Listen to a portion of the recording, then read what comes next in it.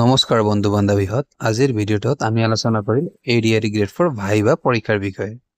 এই ভিডিঅ'টোত আপোনালোকে জানিব পাৰিব আমাৰ ভাইবা আৰম্ভ হৈ গৈছে আৰু যিবিলাকৰ ভাইবা দিয়াৰ বাকি আছে কি কাগজ পত্ৰ লাগিব, কেনেকুৱা প্ৰশ্ন হয় আৰু কেনেকৈ প্ৰস্তুতি হ'ব লাগে। ভিডিঅ'টোত শেষলৈকে চাব, নিশ্চয় সহায় হ'ব। ইণ্টাৰভিউলৈ যাওঁতে আপোনালোকে তলত দিয়া কাগজ পত্ৰবোৰ অৰিজিনেল আৰু জেৰক্স কপি লৈ যাব লাগিব। যিকোনো ডকুমেণ্টছৰ তিনিটাকৈ আপুনি জেৰক্স হাতত ৰাখিব, যেনেকৈ আমাৰ admit card, HSLC, HS marksheet and certificate, জন্ম প্ৰমাণ পত্ৰ, HSLC এডমিট থাকিলে নালাগে, caste certificate, employment exchange card, PWD candidate সকলে PWD চাৰ্টিফিকেট আৰু আধাৰ আৰু পেন কাৰ্ড। আৰু যদি আপোনালোকে কম্পিউটাৰ কোৰ্স কৰি থাকে 3 মাহৰ হোক বা 6 মাহৰ হোক বা 1 বছৰ হোক, আপোনালোকে এটা জেৰক্স কপি জমা দি দিব।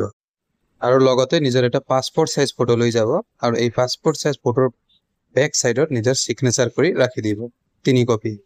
ভাইবাত সাধাৰণতে সৰল প্ৰশ্নবোৰ কৰা হয়, কিছুমান আমি উদাহৰণ দি চাই। আপোনাৰ নাম কি?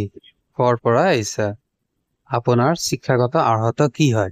এই চাকৰি কিয় বিচাৰিছে? কম্পিউটাৰ বা ফিল্ড ৱৰ্কৰ অভিজ্ঞতা আছেনে? এতিয়া আপুনি কি কাম কৰি আছে?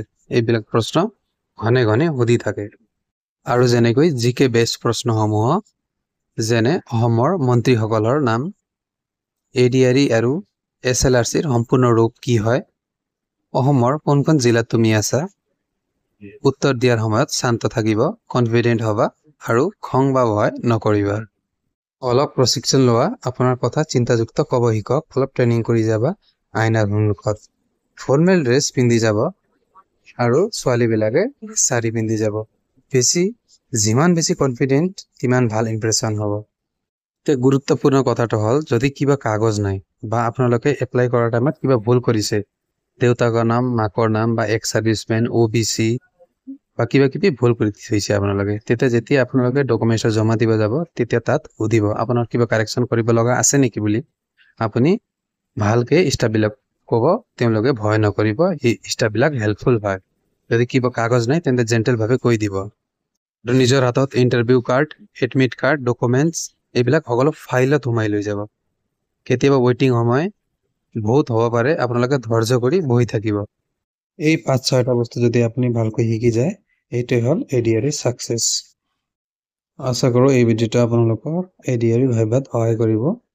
পুনৰ দেখা পাম অন্য এটা সহায়ক ভিডিঅ'লৈ। ধন্যবাদ। আৰু লাইক আৰু ছাবস্ক্ৰাইব কৰিব নাপাহৰিব। আগন্তুক মই ইম্পৰ্টেণ্ট MCQ এক্সামৰ প্ৰশ্নবিলাক মই দি থাকোঁ। যদি আপোনালোকে RRB, NTPC, RRB গ্ৰুপ যদি এক্সাম দিব বিচাৰিছে তেন্তে মোৰ এই চেনেলৰ পৰা আপোনালোকে প্ৰিপাৰেশ্যন কৰিব পাৰিব। Thank you so much।